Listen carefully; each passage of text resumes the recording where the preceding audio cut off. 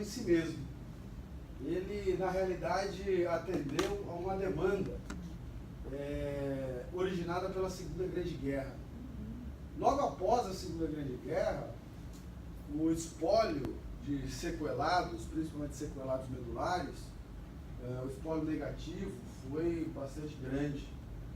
E um cirurgião refugiado, ele vivia na Alemanha, foi viver na Inglaterra, o Dr.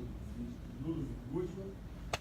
Ele trabalhava num centro de reabilitação em Stockmann-Deville e trabalhava exatamente na reabilitação desses veteranos de guerra. Dr. Gutmann, em um determinado momento, identificou na prática esportiva uma poderosa ferramenta de reabilitação das pessoas com deficiência.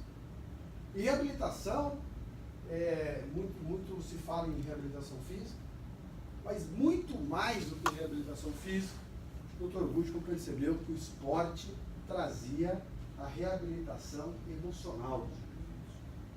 Porque devolvia aos indivíduos o senso de competitividade, que é o que nos move. A gente compete pela atenção da nossa mãe quando a gente é criança, a gente compete pela amizade do nosso amiguinho na escola, pela atenção da nossa professora, né, professora? Quando pergunta mais a sala de aula.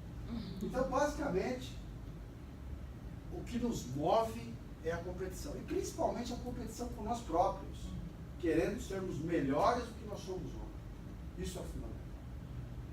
Porque, ao contrário disso, representaria a estagnação.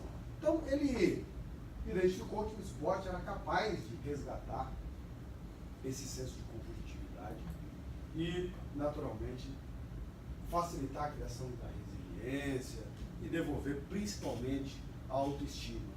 Né? Uma pessoa imaginativa que está lá na guerra, representando um país, defendendo uma nação, e dali a pouco perde todos os movimentos. Vocês imaginem o que isso representa para esse indivíduo. Então, o Dr. Gutmann iniciou ali o esporte enquanto uma ferramenta de reabilitação. Em 48 já realizou a primeira competição com os seus pacientes.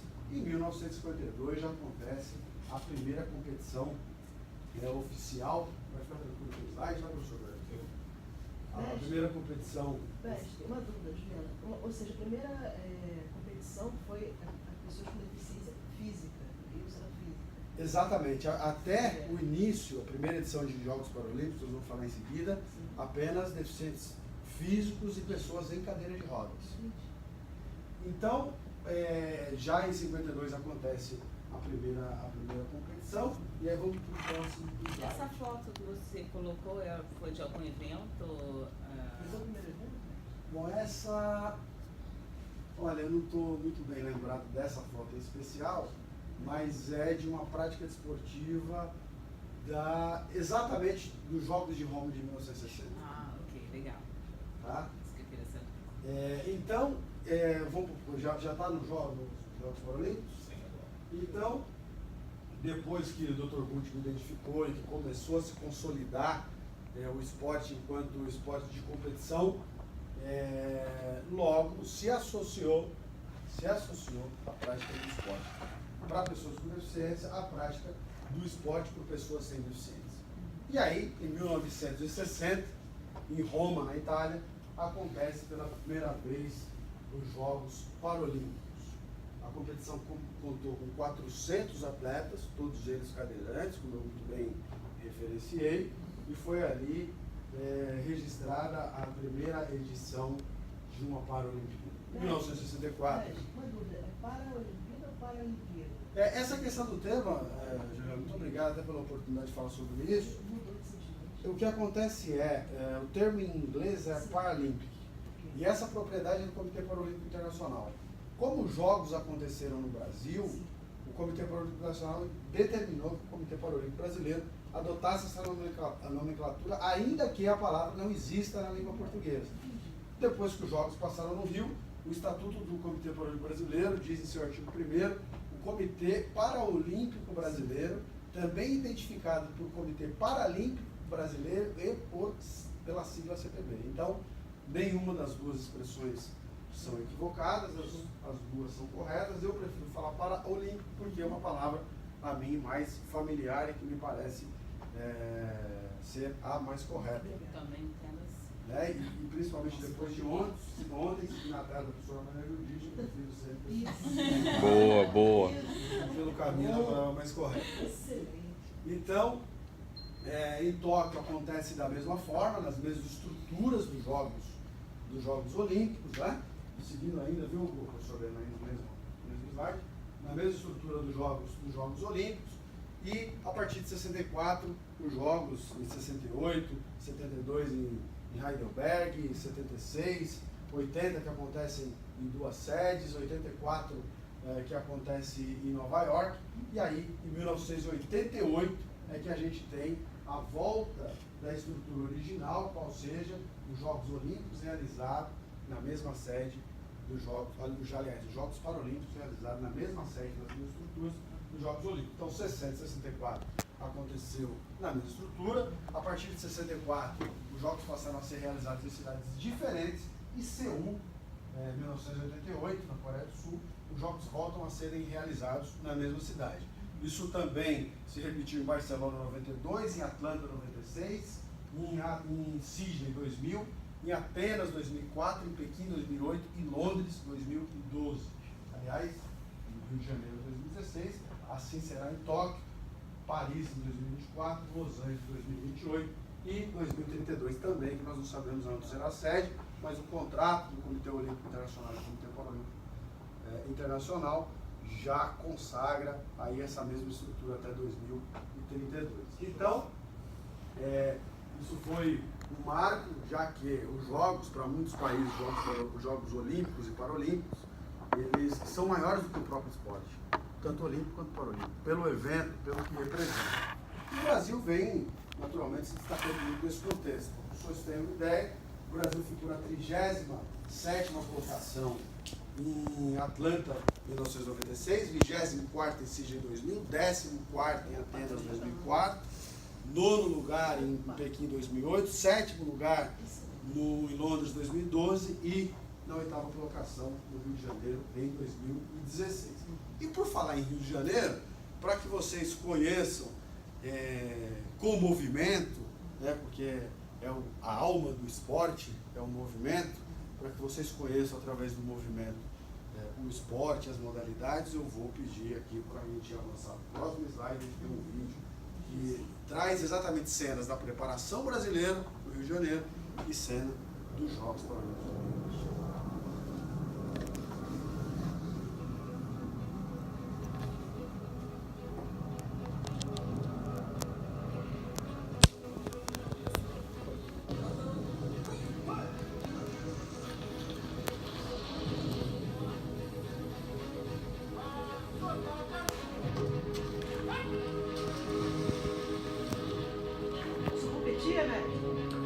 Não, aí foi o Rio. Eu fui até Pequim em 2008.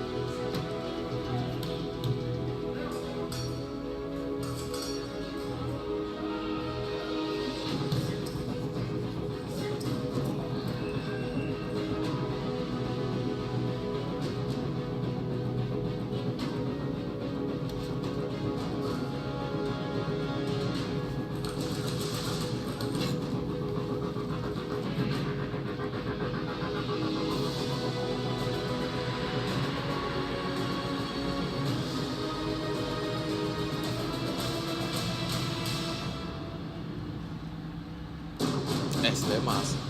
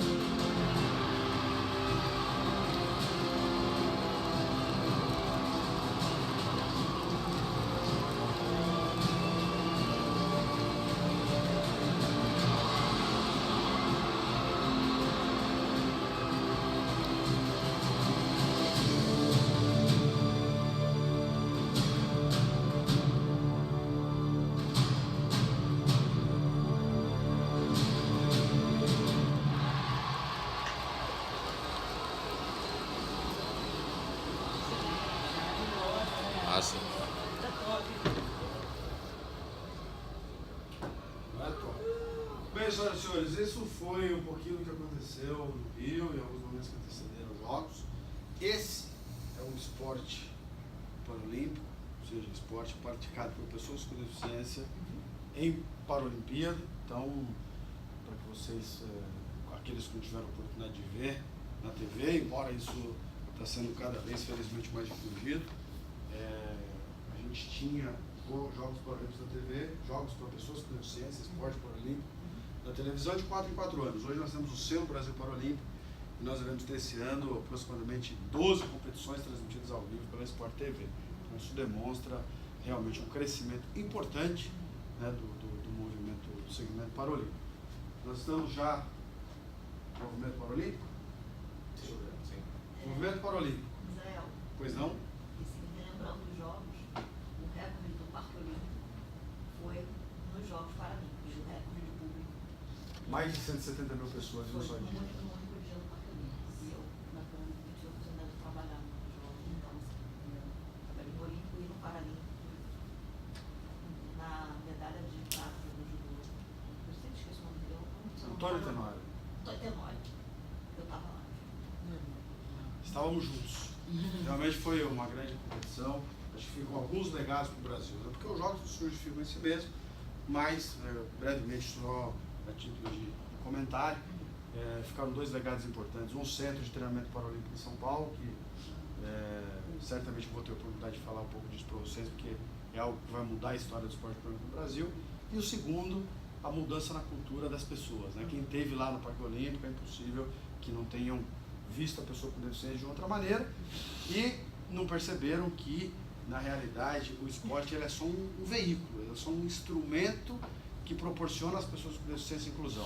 Porque se alguém conquista várias medalhas de ouro, quebra vários recordes mundiais, como Daniel Dias, como Tenório, como tantos outros, por que essa pessoa não pode trabalhar na sua empresa? Por que não pode estudar na escola do seu filho, conviver em igualdade de condições com você na sociedade? Então, eu acho que os Jogos deixam esse legado. Bom, seguindo aqui a nossa aula, com relação ao movimento paralímpico, o movimento paralímpico ele é bastante recente, tanto internacional como o movimento paralímpico brasileiro. Do ponto de vista institucional, internacionalmente, até 1989, o esporte paralímpico ele era, especialmente os Jogos Paralímpicos, eles eram realizados pelo Comitê Olímpico Internacional e por uma comissão de coordenação internacional que era denominada de ICC.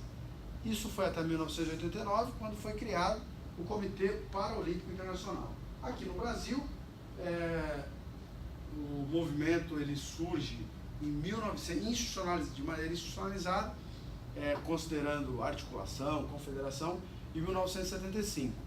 Em nível de clube, o esporte ele surge no Brasil, aliás, ele chega no Brasil em 1957, com uma apresentação de 2 clubes, aliás, de um clube americano, os clubes visitaram vários estados brasileiros, demonstrando a modalidade de basquetebol e cadeira de rodas. Em 1958 surge no Rio de Janeiro o Clube do Otimismo, em São Paulo o Clube dos Paraplégicos de São Paulo, e em 1959 eles realizam o primeiro jogo da história do esporte para pessoas com deficiência no Brasil, entre o CPSP, que é o Clube dos Paraplégicos, e o Clube do Otimismo do Rio de Janeiro.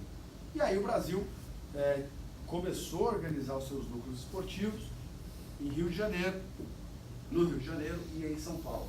Quando o Brasil vai para os Jogos Pan-Americanos do México, em 1975, chega lá uma delegação de São Paulo e a outra delegação do Rio de Janeiro.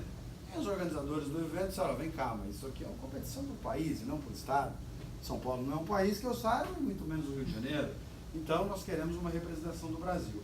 No avião, voltando do México, eles se articularam e surgiu a primeira confederação, que é a ANDE, Associação Nacional de Esportes para Deficientes, que hoje cuida de esportes para paralisados cerebrais. Na verdade, hoje nós temos uma estrutura bastante complexa, que não vem ao caso na nossa aula de hoje, mas o início foi com a ANDE, e aí, em 1995, depois de nós já termos diversas outras confederações, inicialmente se organizou por área de deficiência, então nós tivemos a Confederação do Cego, do Paralisado Cerebral, do Cadeirante, do Amputado e do Deficiente Intelectual. As 5 áreas fundaram e conformaram, a partir de 1995, o Comitê Paralímpico Brasileiro, peço ao professor Breno para o próximo slide, o Comitê Paralímpico Brasileiro, que hoje é a organização responsável por coordenar, organizar e dirigir todo o segmento paralímpico esportivo do Brasil. O comitê é confederação de 5 modalidades e repassa recursos, ou seja, administra indiretamente as outras 22 modalidades.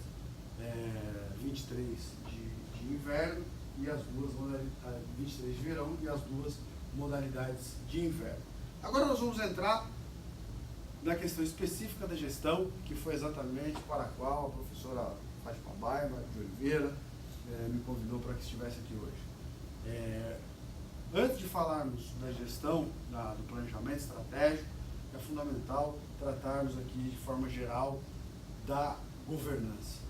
Governança é recente no mundo e ela surge, a governança corporativa, primeiro para regular a relação entre proprietários e administradores, depois para atender e defender os interesses dos acionistas minoritários, que ficariam à mercê, naturalmente, dos controladores, e terceiro, para trazer credibilidade para aquela corporação junto ao mercado. Já a governança pública, naturalmente, teve por objetivo uma maior eficiência do Estado, uma maior eficácia do Estado e algo que se definiu mais modernamente, que é o mais importante de tudo, maior efetividade das políticas públicas. E aí, por que isso é importante aqui no contexto do Comitê Paralímpico Brasileiro? Como eu disse no início aqui da minha explanação, o Comitê Paralímpico Brasileiro é uma organização privada, inclusive reconhecida constitucionalmente, entretanto, tem como origem principal os seus recursos as fontes públicas, recursos oriundos das loterias e de projetos por conta de celebração de convênios com diversos entes públicos. Então, por isso que para o CPB é fundamental observar princípios da governança corporativa e também os princípios da governança pública. E, não obstante, os pilares, que são a responsabilidade corporativa institucional, a transparência, o accountability e a equidade, os pilares não mudam. Mudam-se algumas maneiras de inferir esses pilares. Então, no caso aqui do Comitê Paralímpico Brasileiro, precisa naturalmente trabalhar com conceitos e definições de governança pública e conceitos e definições de governança corporativa. Vamos ao próximo slide. Agora, iniciando o tema do planejamento, antes propriamente de nós falarmos do planejamento, quero dizer aos senhores que no início da aula a gente iniciou de maneira direta, eu deixei propositalmente para falar sobre isso aqui, quando nós ingressássemos no tema do planejamento, e eu gostaria que os senhores pudessem, depois, aí a gente combina uma data com a professora Fátima, que vocês pudessem postar no e-class o objeto da avaliação dessa aula de hoje. Iniciando o tema do planejamento, nós temos várias ferramentas de planejamento estratégico. Então nós temos o talvez mais conhecido e popularizado, que é o PDCA, planejar, executar, controlar e ajustar. Nós temos o método a matriz de Ansoff, Igor Ansoff, russo, que aos 16 anos foi viver nos Estados Unidos e que é considerado o pai do planejamento estratégico, uma contribuição muito grande para a gestão, especialmente gestão voltada para resultados. Nós temos Carlos Matos, que foi ministro de Salvador Allende e que produziu o PES, Plano Estratégico, Planejamento Estratégico Situacional, quando preso na década de 70, e Carlos Matos traz algo de importante, que é exatamente o ingrediente político nas decisões estratégicas. Então, Carlos Matos ele foi muito importante, principalmente quando se fala em planejamento público.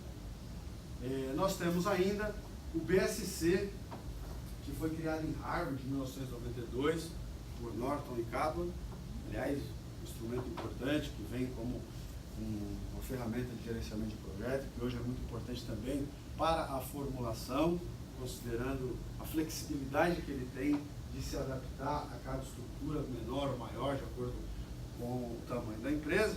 Então, o que eu quero pedir a vocês? Escolham uma dessas ferramentas e, por favor, preparem um trabalho para que ele seja postado no eClass, para que a gente possa ter aí a avaliação dessa aula de hoje. Vamos combinar no final da aula com a professora Fátima qual é o prazo que ela tem aí para o lançamento dessas notas, para que vocês possam ter o tempo necessário e suficiente para eleger dessas 4 ferramentas para que possam aí discorrer e trabalhar essas questões. Bom, Recapitulando, são quais as 4, professor? são o PDCA, o BSC, o Planejamento Estratégico Situacional e falar sobre ANSOF, a matriz de ANSOF, Planejamento Estratégico de ANSOF. Ok, obrigada. Tá? Bom, gente, planejar para quê? Alcançar um resultado.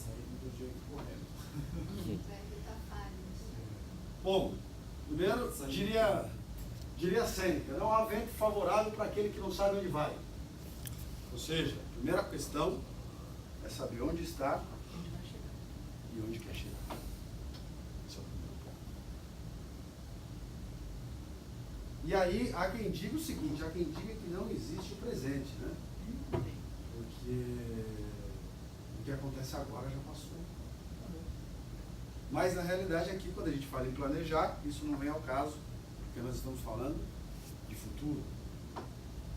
E já dizia Peter Drucker que o planejamento estratégico não diz respeito às decisões futuras, mas às implicações futuras das decisões presentes.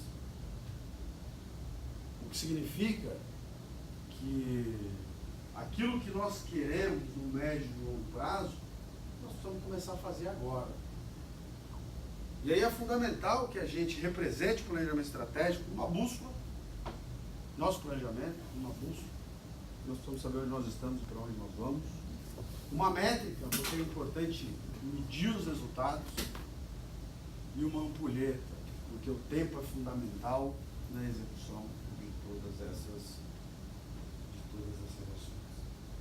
Então, é fundamental a gente considerar esses 3 pontos no acompanhamento e na execução do nosso plano estratégico. Agora, pensando em planejamento estratégico, o que vocês entendem por estratégia? O que é uma estratégia?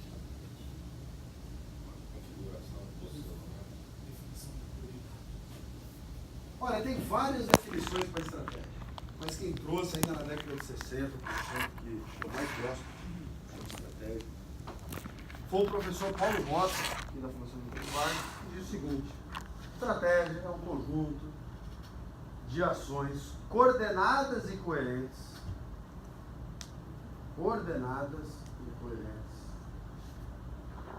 relacionadas a um propósito, resultado e iniciativa.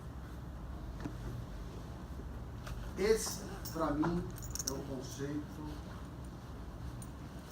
o melhor conceito que eu já ouvi sobre estratégia. O que é o propósito de uma organização? O que representa o propósito? Então vamos para o próximo slide. E nós temos a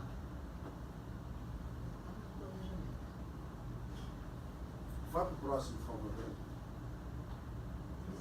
Nós temos a visão da organização. Aqui eu trago o que foi trabalhado pelo Comitê Paralímpico Brasileiro para que a gente possa ter clareza daquilo que nós estamos fazendo.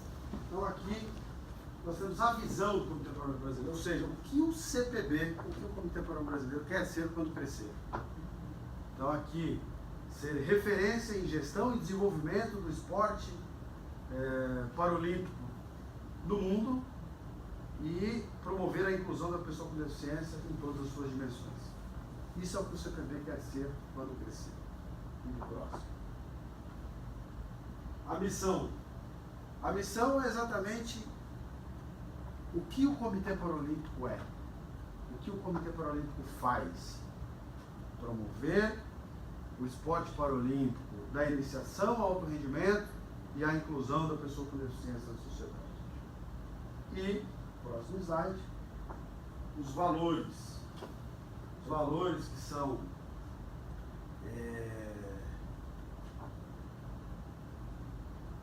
a transformação, acreditar na transformação pelo esporte, orgulho do que fazemos, respeito às diferenças, ética, transparência e respeito às pessoas. Esses são os valores. Então aqui está representado o propósito do Comitê Paralímpico Brasileiro. É para a consecução do valor e para o cumprimento da missão que nós desenvolvemos todas as demais etapas do planejamento estratégico. E aí, Brando, por favor, você pode voltar no quarto, da minha etapa do planejamento. No planejamento estratégico é fundamental que a gente observe todos os elementos importantes para a execução desse plano,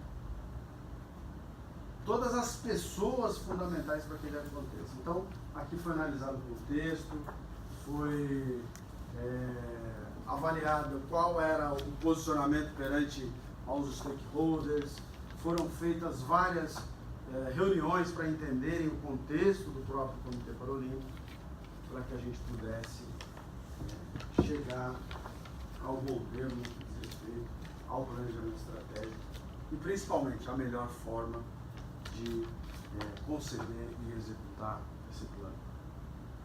Você pode avançar 5, por favor. Aí nós chegamos exatamente no mapa estratégico. E aqui, é o que eu dizia antes de nós retornarmos à etapa do planejamento, é o que nós precisamos considerar exatamente para atingirmos a nossa visão e cumprirmos com a nossa missão. E nós identificamos 5 dimensões, e dentro de cada uma dessas dimensões nós temos diversos indicadores e diversas metas que vão exatamente dar sentido, materializar os objetivos fundamentais para a sustentação desse plano. Então nós temos excelência esportiva, basicamente são as metas de participação nos principais campeonatos, indicadores de colocação em Paralimpíadas, só a título de exemplo. O Brasil tem como meta ficar entre as 10 potências do mundo nas duas próximas edições de Jogos. O Brasil tem como meta conquistar entre 60 e 75 medalhas em 2020, 70 e 90 medalhas em 2024.